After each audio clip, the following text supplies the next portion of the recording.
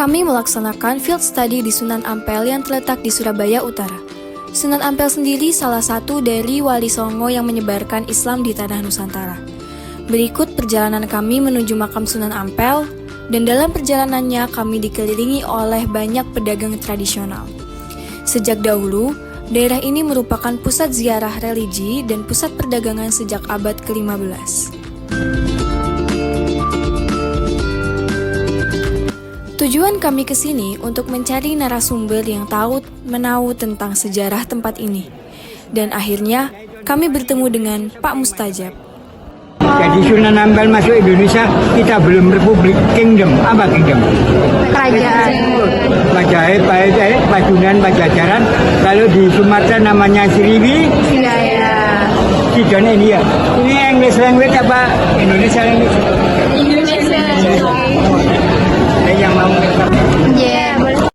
Selama sesi wawancara, Pak Mustajab memberi kami pengetahuan tentang asal-usulnya Sunan Ampel.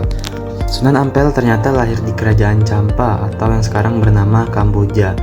Lalu Sunan Ampel memiliki ibu yang bernama Dewi Chandrawulan dan seorang ayah yang bernama Maulana Ibrahim. Dahulu ayah Sunan Ampel berasal dari negara Uzbekistan.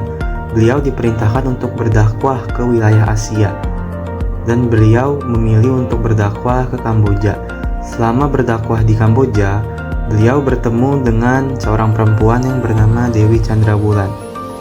Mereka menikah dan memiliki anak bernama Ahmad Ramahtila atau yang kita kenal dengan Sunan Ampel. Sunan Ampel datang ke Pulau Jawa pada tahun 1443 bersama ayahnya dan rombongannya. Mereka mendarat di Tuban yang saat itu merupakan pelabuhan yang penting. Tujuannya adalah untuk menyebarkan agama Islam serta menemui bibinya yang bernama Dewi Dwarawati yang menjadi istri Raja Majapahit, Kertawijaya. Setelah singgah di Tuban, mereka melanjutkan perjalanan ke Trowulan atau ibu kota kerajaan Majapahit pada saat itu. Contohnya gedang gitu. Orang dulu ya. Waktu itu orang Cina, orang Arab, orang India melarat semua. Makanya ini akan dibalik. Nanti pemimpinnya sampean dia jadi buruh sampean. Dua itu.